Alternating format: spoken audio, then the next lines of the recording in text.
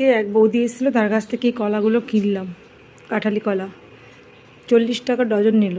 কি ভালো খেতে কলাগুলো যে কি বলবো, একদম মিষ্টি আর একটা অন্যরকম স্বাদ। মানে যে কলা পছন্দ করে না সেও খাবে আমার মনে হয়। তো 1 ডজন কিনেছি, কটা খাওয়া হয়েছে, কটা আছে এখানে ঝুলিয়ে রেখেছি। দেখতে কত ভালো লাগছে, একদম টাটকা কলা। উনি চাষ করে। আর এই দেখো আমার মানি প্ল্যান্টগুলো কত সুন্দর ঝাঁকালো হয়েছে।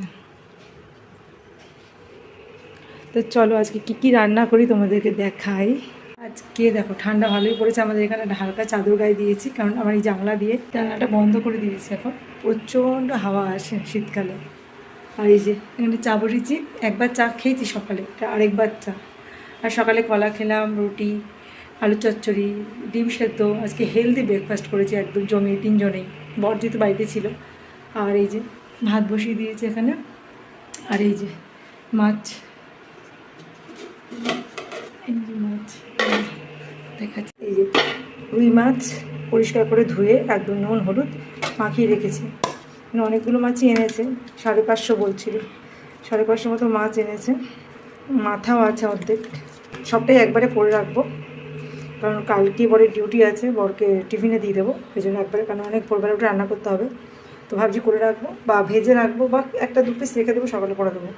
সবই করে। আর এই যে মাছের আলু কেটে রেখেছি বেশি করে, দুবেলার মাছ যেহেতু এখানে, তো আমরা 3 জন মানুষ, এতগুলো লাগবে না। তো দুবেলার মাছ একবারে আলু বেশি করে আলু দিয়ে করে রাখবো। আর কি রান্না করেছি, আর এই যে চাটা এখন হচ্ছে।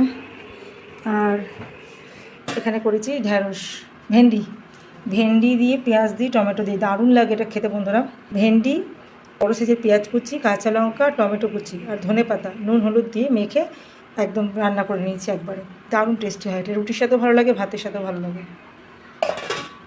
ব্যাস, টমেটো রেখেছি মাছে দেবো, কাঁচা লঙ্কা রেখেছি মাছে দেবো। আর এখন চাটা করে নিই আমি। আর বাজার থেকে ফুলকপি এনেছে, বাঁধাকপি এনেছে। কিন্তু ফুলকপি বাঁধাকপি, মানে ফুলকপি দিয়ে মাছ করলাম না, কারণ মেয়ে আগের দিন করেছিলাম, মেয়ের ভালো লাগে না। ওই জন্য আজকে প্লেন আলু দিয়ে মাছ করব। আগের দিন ফুলকপি দিয়ে করেছিলাম, আবার যেদিনকে ইচ্ছা করে ফুলকপি দিয়ে করবো। এখন তো ফুলকপি দিয়ে মাছের ঝোল খুব ভালো লাগে, আমার তো ভালো লাগে।